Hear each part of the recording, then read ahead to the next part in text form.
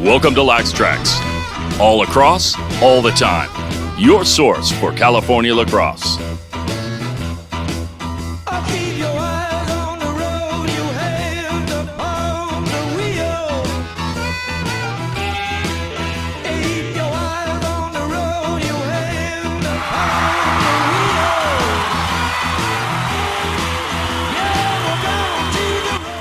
All right, everyone, good afternoon.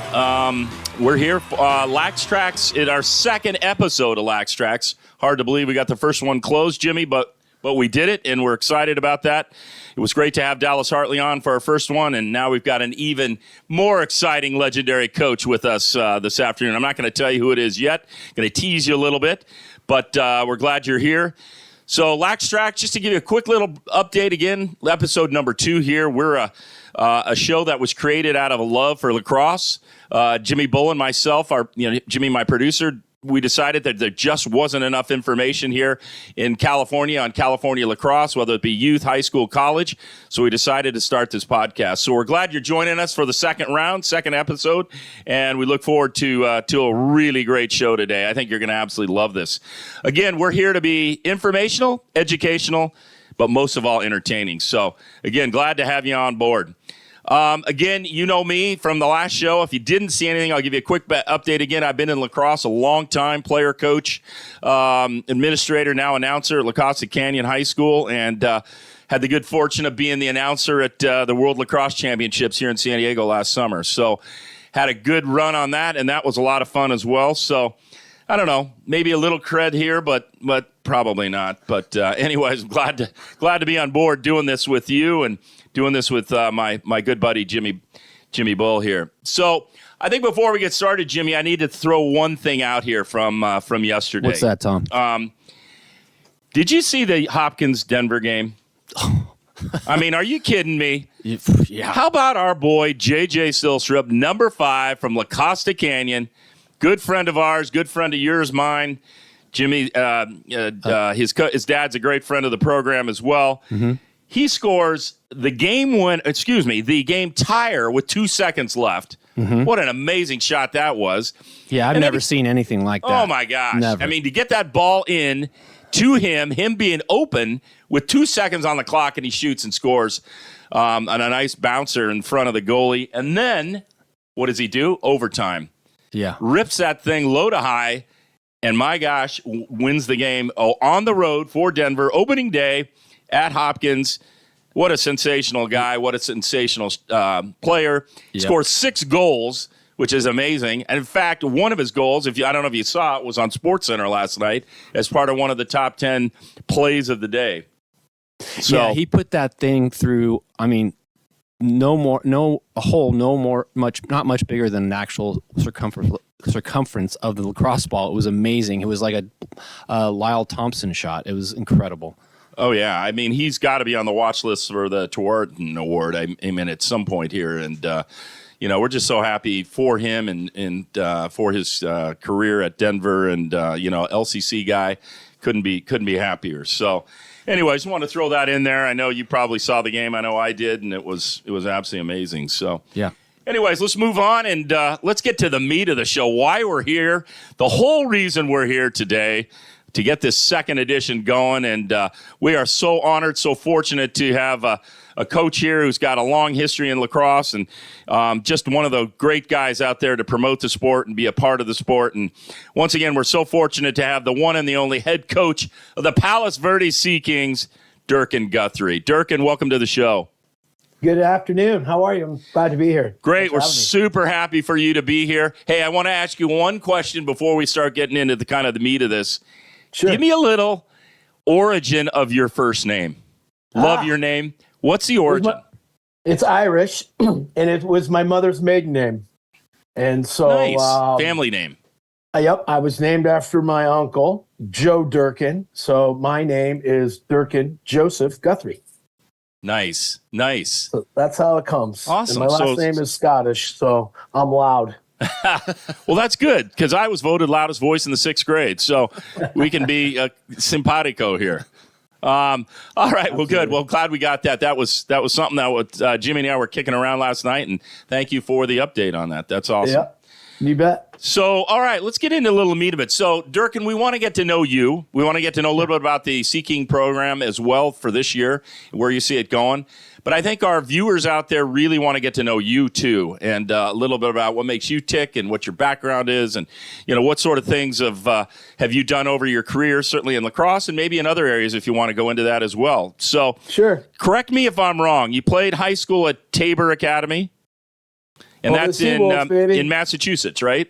Yes, sir. Yeah, I lived in Barrington, Rhode Island for a long time. So know Massachusetts area and lacrosse pretty well. And then you progressed on to Lake Forest College in Illinois. That's right. Yep. You played lacrosse program there as well. Yep, I did. Okay. So tell us a little bit about that. Well, it was way back when, and with the back rack bucket helmets and leathers on your strings and the wood sticks. We got to play before they became a big team. We got to play teams like Notre Dame and Ohio State, and we played a bunch of the Ohio teams like Denison and Kenyon and things like that, and then local men's club teams back then in the late 1900s. There wasn't a lot of robust college lacrosse there in the Midwest. You took stagecoaches to get to the games? Absolutely, or by rail. If we had a good funding that year, we could take the train. Yep. Good. And then, that was a lot of fun, but, I kind of lost connection with the game, after college.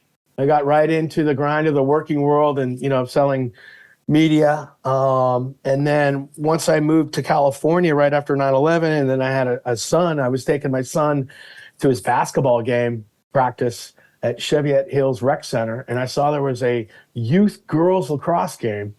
And that was like the record scratch moment for me. Like, wait, what? There's lacrosse here. We got to find it. There's girls. There's got to be boys, perhaps. And sure enough, that's how I found West LA lacrosse.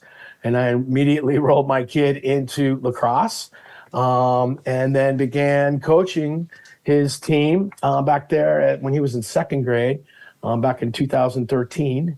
And I coached him all the way through middle school. And then he went on to high school, and I stayed at West LA up until last year, coaching the youth game from the K1 team and the 2-3, the 4-5 to middle school. I've coached them all. And then was at the PLL for a bit, and then, decided to leave. And I was at my rec practice with my K1 team. And the head coach at Palos Verdes at the time was a guy named Ryan Horsch. And he was telling me that he was having trouble finding a coach for his JV squad. And I said, I'd love to. I've got the time right now, so let's do this. So he was like, really? And so I've been making that drive from Culver City all the way down to PV every day now, my third year now. Wow. And so I had a great time doing that JV. And it's a very proud program. And then I've taken over as the head man last year, as Ryan's now the head man down at St. John's in Texas. And so I'm entering my third year in the program and the second year as the head coach of PV Lacrosse. So. Fantastic. So that youth West LA team, the Wolves, is that what they call it? Yep, that's right. That's right. Yeah. We've got some pretty good youth teams around here. The Mustangs is one. I don't know if you ever heard of them down here in the Encinitas area, but it's the youth lacrosse, a lot of fun. I've done a lot of coaching myself down there with the Mustangs, and it's great to see those kids progress through the pipeline and get into high school and then on if they play in college. So I'm sure you've seen a lot of that progression. I really have. And, I really believe in the rec scene because, there's got to be a place for the first time hand raisers. They're like, hey, that looks fun. I want to try. And it's got to be a low cost to barrier entry. Not every kid is just going to sign up for a club team because they'd never make it, number one. So I truly believe there needs to be a spot for those first-time kids, K1, 2, 3, 4, 5, whatever, get sticks in their hands, get them to love this game. It's fun. It's for everybody. And that's where I really believe there is a never-ending supply of the first-timers that want to come and try this game out. And if you can make it a lot of fun and encourage them to keep working hard at it, it's not going to come overnight, they stay with it, and then the numbers start growing because then they start telling two friends and two friends and two friends. I remember when I took over the middle school team when my son was in sixth grade, I had 15 kids. That's it. And I had to bring up like 5 of the best 5th graders and throw them up into the deep end of the pool as on a middle school team. And, we got our ears pinned back a lot. There was a lot of tears at halftime when we were losing by 12. But I bet they had a blast, right? Well, yeah, winning's fun, but losing by a lot. And I told them this is part of the journey, and this happens at every level. This happens at college. Don't stress. Like, ESPN's not here. Max Preps isn't here. You know who's here? Your mom's here. Go play hard for your Bring in mom. the oranges. Right. So, but like 2 years later, I had 45 boys in that middle school program, and I had 2 teams, enough for 2 teams. So it's just making it fun, and then your players really are your best recruiters, and they tell 2 buddies you should play, and it's a lot of fun, and you play this sport, you could come over and play. You play basketball, you should play. You play soccer, hockey, football, whatever. There are skills that you have in those other sports that definitely translate and come over to the game of lacrosse.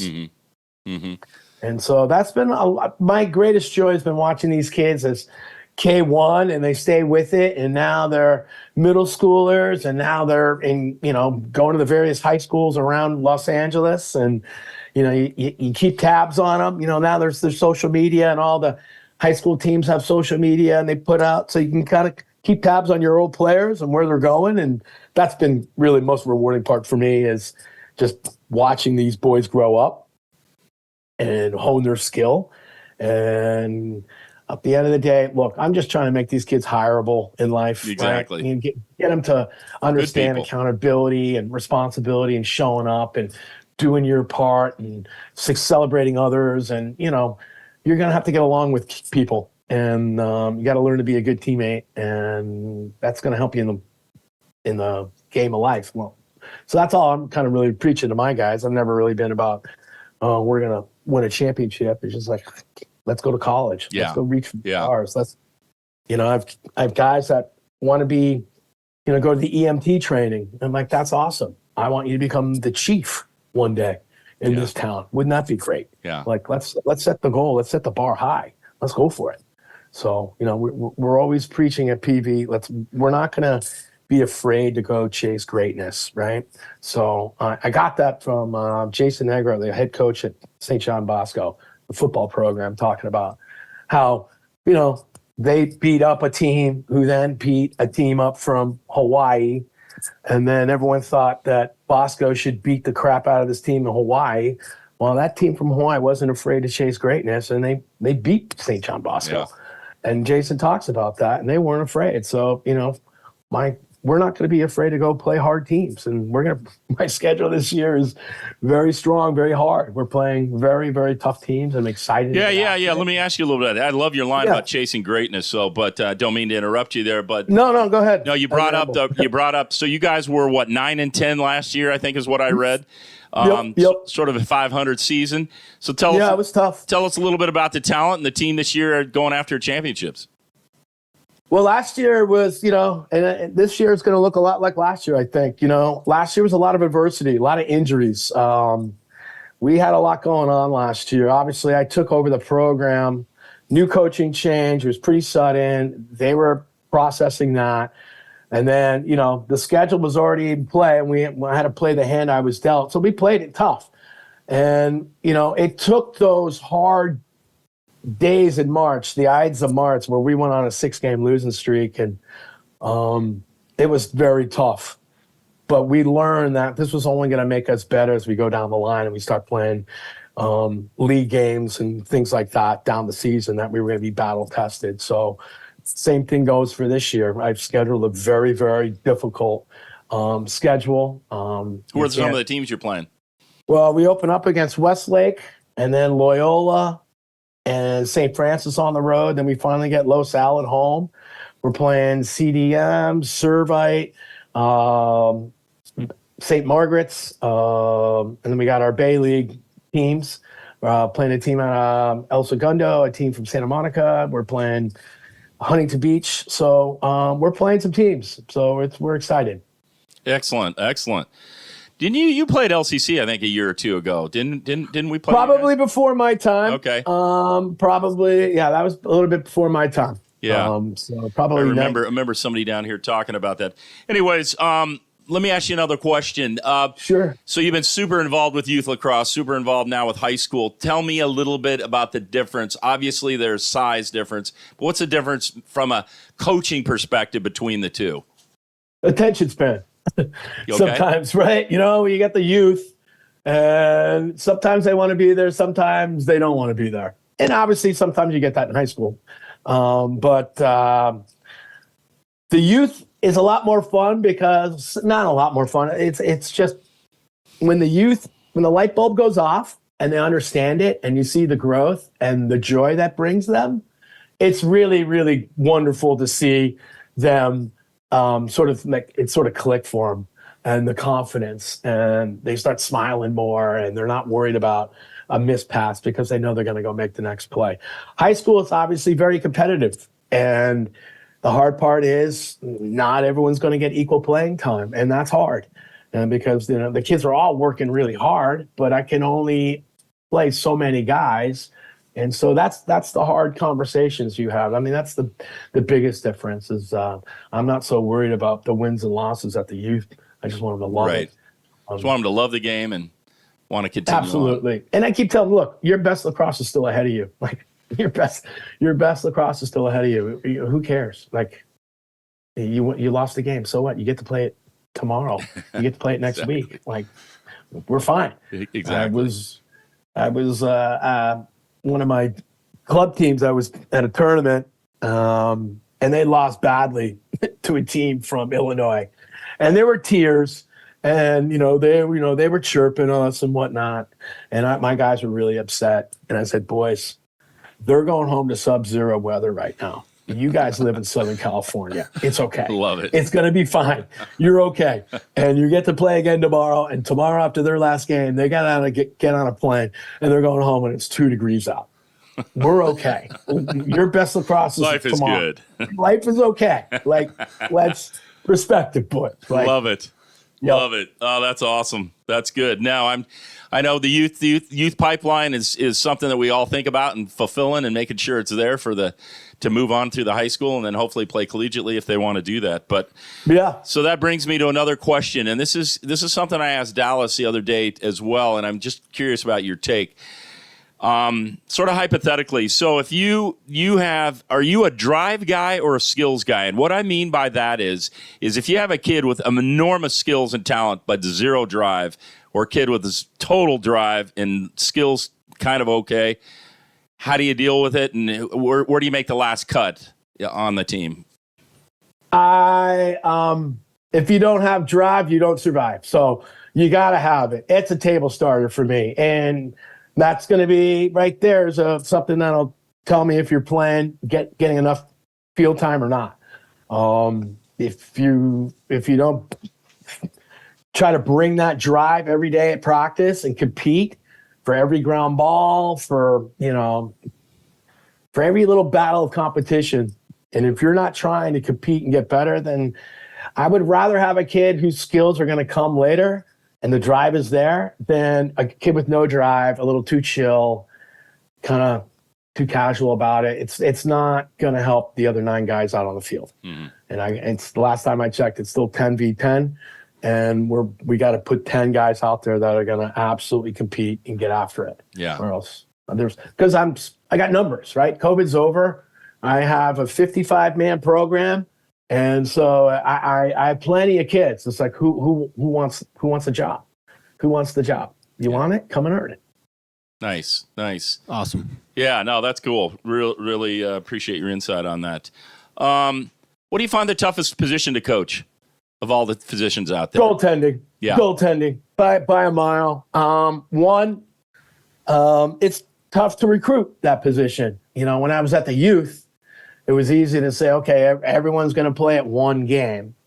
And then as it gets older, kids start they figure out, I want to be a long pole, or I want to be an attackman. It's tough to find the goalie. So I generally ask, who's the toughest, strongest, fastest kid on the team? And of course, every kid's like, that's me. I'm like, great, you're the goalie. Because it takes the toughest kid on the team to want to get in this net and protect our house. So only tough guys. And then all of a sudden, the toughest guys don't look so tough no more. And it's usually the kid that's just like, oh, I'll try. And then you got to treat them like gold, right? I can take 12 kids in street clothes, put a stick in their hand, teach them the fundamentals of shooting, and they can become shooters. It's tough to find that kid willing to go face those shooters. So, I have a big time protection policy in my practice. Like, there's no crease cranks. We use a lot of tennis balls to save them under West Jenny reps and things like that. So I got to treat them like gold. And I had a freshman last year. We started on varsity. He decided he got cajoled in by the upperclassmen. I think they sold him. Yeah. So he went in and look, he's a freshman. And we're playing really good teams, and he's playing against guys that are going D1, and he's seeing the best of the best. And there were some hard bus rides home, and some rides where, he didn't want to even get on the bus. He just wanted to go home with his parents. And I got that. Like, you're good. And you just got to tell him you have to have amnesia between the pipes. You can't remember your own mom's name, right? You just got to just make the next one. Make the next one. And that's probably the hardest one, because they take it the hardest. And I keep telling them, hey, if we do our jobs, you shouldn't see 500 shots during the game, right? Right. Yeah. Right. Hey, Durkin. Yeah. What about a goalie coach? One of the things that Hartley mentioned was it's just hard to find goalie coaches to teach the skilled position. Does Palos Verdes have the luxury of having a goalie coach? Not our own. We send them down to Tim from Focus Lacrosse, who does a really, really wonderful job. I don't know if you follow him on social, but he coaches every kid in the Orange County, San Diego area. Okay. So good to know. Yeah, he has a really good social media. He's really good about explaining the position. So you'll notice all the kids that play goalie follow him, because he's giving free tips every day, a new video, literally every single day. But that there is a wide open need for that from everywhere, from the youth all the way up to the high school, to get more coaches from that former players to come in and coach. Mm-hmm. Mm-hmm. Yeah, it's tough. Yeah. No, that's funny. I think Dallas, Jimmy, didn't he say that goalie was the toughest one for him as well? Goalie and face-off. Face-off was the other one was tough, because it's a tough. Oh, yeah, that would be the next one. That would be obviously the next one. I mean, there's some programs that have a dedicated FOGO coach. We're a public school. I have to share the facilities. I don't have lights. There's a lot of things that I have to negotiate to run a practice.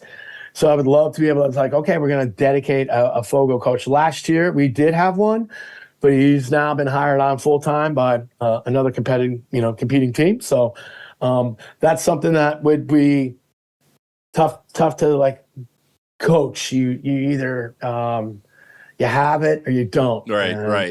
You got to have a guy that really wants to do it, right? I mean, well, because a lot of guys want to be scorers or be great defenders, and to go on and off and just face off, especially at the high school age or even at the youth age. But I've just found that it's tough recruiting guys that really want to just do that and then go right off the field. So I don't know. I think there's more out there than you think, because they use those really bendy heads. Yeah. And so a lot of those times, those guys are afraid to even pass the ball because it looks like a banana after they're done pulling that ball out. And so it does not throw them straight, right? So roll it. Just roll it to the guy, okay? Don't try to throw it. Just roll it. And then sometimes, if they beat their man, they're going a fast break. You kind of say, if you have it and you think it's a kill shot, take it or not. We're moving it, right? Yeah. But sometimes when they move it, it's like, whoop, out of bounds, going the other way. Like rats. Nice. So, we lost possession. Yeah. So we try to, really have an intense win game and try to win those 50-50s. There you go. For my FOGO if we can't win it clean. There you go. Yeah. All right. Good stuff. Yeah. We were talking a little bit about training earlier. Your kids play some other sports. Do you encourage that cross training and playing some other sports in high school? Yeah, we do. We have a couple kids coming over from football and soccer and basketball. But I would say a majority of my guys have made a decision like this is my sport. At Palos Verdes, we're lucky. It's a 6-period class. So we're on a block schedule. So it's like a regular class. So on B days, it's, a certain hour, it's 2 hours. And then on A days, it's after school. So we're training off season. Well, it's a class all fall, right? August starting until now. So we're 2 or 3 days a week. It's a class like phys ed. And then now we're in season. It's full time, 5 days a week. So we try to there's a lot going on campus between the football team and us and the soccer team and playoffs and field space. And there's a lot to juggle and manage with the training. But one thing we do have, that's with a lot of walls. So we get a lot of wall ball in. So that's good. Nice. Yeah. I mean, repetition is what it's all about, right? At the end of the day. Yep. You guys have one of the most beautiful campuses too. Ocean views from all vantage points on that campus. It's amazing. It's spectacular. It's too bad we can't have lights. Yeah. Come on, you got the ocean, my man. Yeah, no, those $1 million views. They don't want those lights blocking them at the Black Knights, I guess. Yeah. So Lights are key. Let's be honest. You can go when your goalie doesn't train at night and see shots at night, and then first night game games, you have. 3 games on the road or at night, like.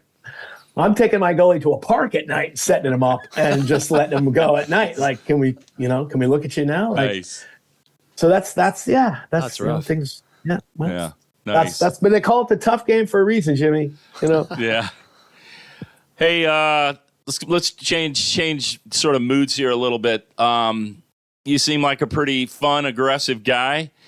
You ever been thrown out of a game or had any incidents like that? Early on in my youth career, okay, I'll tell you a funny story. Joe Lloyd is one of my favorite refs, and I had a run-in with him when I was the coach at St. Paul, the Apostle Middle School, probably back in 2017 or so. And Joe has prescription glasses that darken, right? They had sunglasses, and I thought I had the call. It was off them. It should have been our ball. And I made some flippant comment like, hey, maybe if you take those cool Foster Grants off, you could see the sideline, right? Well, he didn't like that. He was up in my face so quick and threatening to, like, one more word out of you, coach, and you're out of here. And that's when I learned, like, you know what? Even like a funny comment like that is going to upset a guy. It could cost me.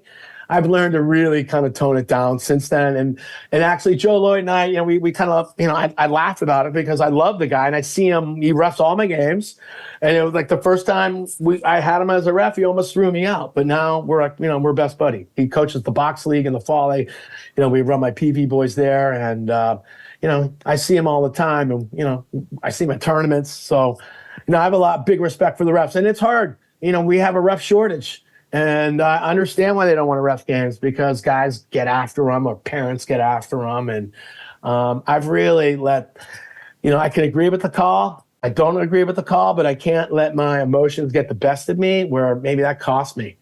I spent enough, my guys are spending enough time in the penalty box for playing physical. Like, I can't add on to that, right? I don't want to compound to that misery. So I really try to be really respectful and respect the game, honestly. Yeah. I'll leave it. Yeah. No, I get you. Speaking of parents, what's the craziest thing a parent has ever texted or emailed you? How about a parent coming up to you in the middle of a game and asking me, why are you playing this kid? True story. Give us that one. It sounds good. Oh, it was down in San Diego during the Worlds last summer. And, it's like these kids are like 10 or 11 years old. And it's not going well, right? And I'm like, just drain the bench. Let's everyone get in. And this coach is coming up to me in the middle of the game. I'm on the sideline. He comes up into my sideline, asking me questions while I'm trying to tell the guys to get it through X, spin it. All right. And I'm trying to like look at him and like not now, and then coach the game. And I was like gobsmacked that he would come up and ask me why I was playing certain kids, and he doesn't come to practice enough because he's a multi-sport athlete, right? And I can't chirp the kid for playing other sports. So, yeah. So after that game, I grabbed my cart and I beelined it out of there so fast and got in my car and drove home from San Diego with like steam coming out of my ears to LA. And so that's the craziest thing. That's crazy. So do you know, I've always found in my experience that I got more crap from youth parents than I did high school parents. True. I don't know if you felt the same way. Yep, I All do. of them thinking their kids are going to be scholarship athletes, I guess. Yeah, they just don't understand that it's okay if your kid isn't elite at this moment. It's okay. Every kid's path is different. Do you want your kid to peak in the 4th grade? Yeah. Or 12th grade? And that happens. Like, I've seen that. I'm we sure all you have see as it. well. We all see that because by the time he gets to high school, like he doesn't think he needs to work. The drives aren't there. We talked about that earlier, right? But now everyone's bigger, faster, stronger. And those kids who don't have the stick skills are bigger, faster, stronger than you. And they're tossing you around like a rag doll on those, 1v1 ground ball drills. Or all of a sudden you're not the biggest, baddest guy in the field anymore. That was you back in 5th grade when, you had the skill before everyone else. Now everyone's got more skill. Everyone's out working you on the wall. Everyone's, picking up that stick every single day. Are you? So that happens all the time. Yeah. And so you got to understand, like, I got a lot of people, what can my kid be doing? What can my kid be doing? What can my kid be doing? It's like, just get him on the wall. Just get him on the wall. Yeah. Get him on the wall. Muscle memory. Sometimes they overthink it and they get like the rigid hands or they get the really crazy fast maraca cradle. It's like, just relax. Just calm down and move the ball. Yeah. That wall ball stuff, I'll tell you, JJ Silstrup, speaking about him earlier, that's what he did every single day as a kid. 100 left, 100 right, and that every single day. And then my homework. And then, I couldn't agree with you more. That repetition is just paramount. And, it's consistency. Yeah. You got to do it, and you got to be disciplined in your consistency. It's like anything. Yeah. It's like you want to be good, well, it takes reps. Anything really cool is hard to do. That's why it's cool. It's like you look at the best surfers or the best skaters, right? They pull off these insane tricks, and it's really cool, but it's really hard to do. And guys just sometimes don't want to have the drive to just go and make 300 mistakes before they get the right thing going. Got it. Yeah. They might have 300 drops. Okay, well, the 300 first. Maybe this one's the one that goes. Yeah. Okay. Now there you go. No, but you got to be willing to, you got to willing to struggle and push through the hard parts. I mean, that's persistence. Keep it going. Yeah. Hey, Coach, let me a quick question. Any superstitions you ever had before games or as a player or as a coach? Oh, yeah, sure. Then let me know. Let me hear it. Oh, gosh, geez. Last year, we were in this middle of a 6-game losing streak, and I'm thinking, what do I got to do to change my luck? So I went outside. I have a little surfer shower outside my house. And so I started showering outside. Like, I got to wash these blues away, and we're gonna start winning. So sure enough, I haven't showered inside in like a year and a half. So it's been working. Is that good or bad for the family? I think my wife loves it. Right? Like the clean showers. So I'm outside showering for luck, and nice. And I would stop at the 7-Eleven at like 190th and Ann's on the way in. 7-Eleven, get a little coach's cup, nice. a little cup of coffee, and a ring donut for $2. It was like a good deal there. And I rode that all the way through the spring season. We were winning. We were winning. We're playing our best lacrosse down the stretch. It's like, do not mess with anything. Consistency. Be disciplined. Go get that coffee. We're going to get a dub today. Coffee and a $2 donut, man. We go 10-1. In this economy, it's incredible. You take that deal. As a public school coach, you take that deal. Oh, my gosh. That's a great story. Oh, all right, Coach. Another quick question. Favorite food? Yeah. Favorite food? Yes, sir. Oh, this is a good one. Probably Thanksgiving dinner. Really? Yeah. Why? I mean, look, you only make these turkeys in our house, like once a year, the stuffing, all that stuff. I love it. I really love it. I mean, if I had every day favorite food, probably, I don't know, tacos. Tacos? Yeah. Tacos. Yeah. Favorite restaurant to get your tacos? Oh, right down the street. Taco Miendo down the street from me. Taco Miendo is good. Yep. Nice. Yep, Nice. that's legit. All right. Jimmy, you might remember that from back in the day. Oh yeah, we're definitely regulars there for sure. No, we gotta chat with those folks. See if we can get a few tacos on this show. Yeah. They're worth it, man. They're really good. All right, favorite movie. Really good. Woo!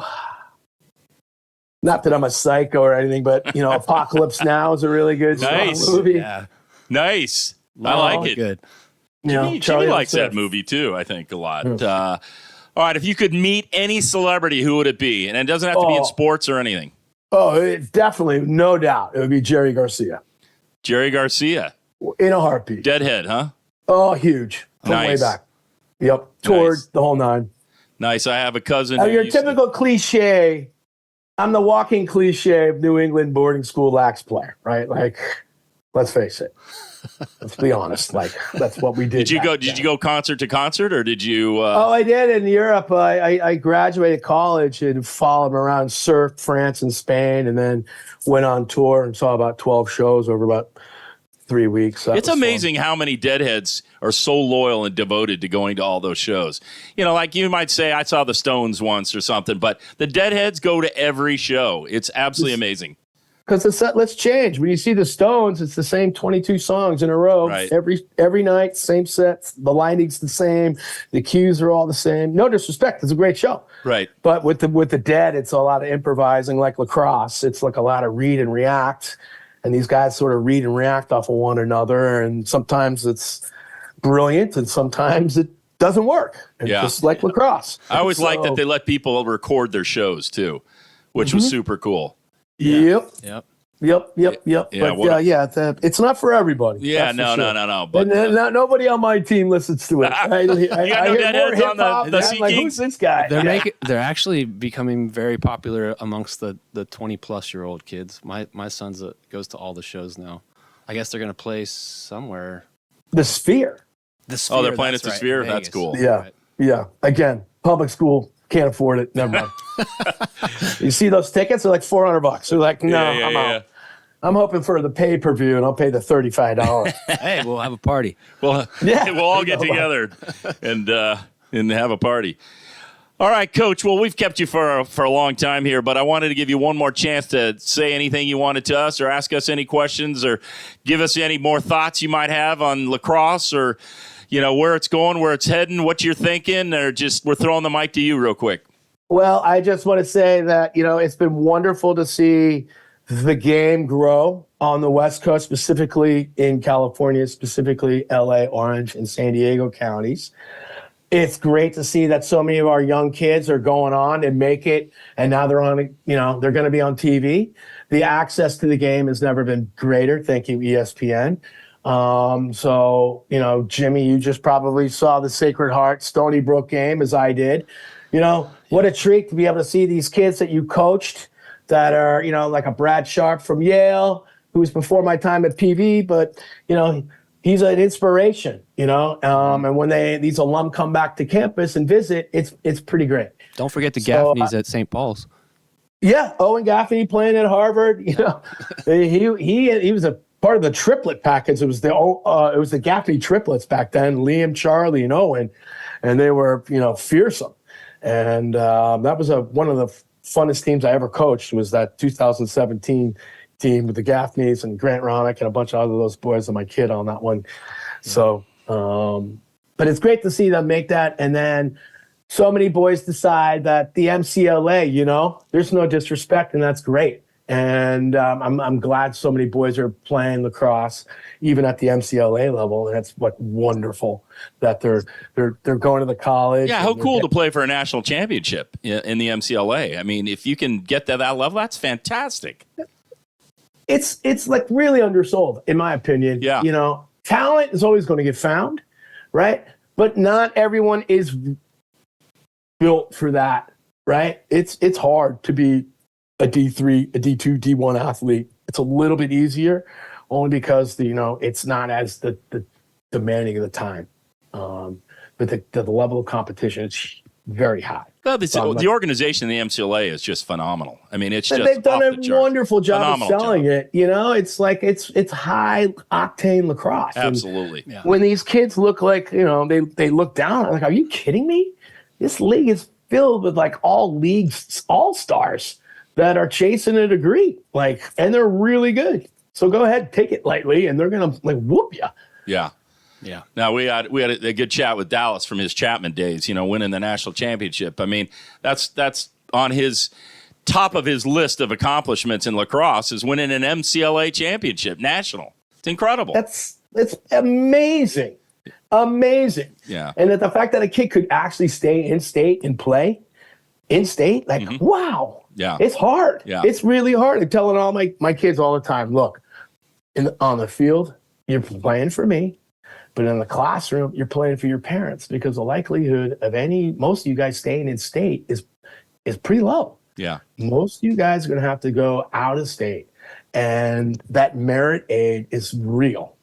And that's going to help you afford college. And I always stress that. Like, make that easier for mom and dad to afford college for you guys.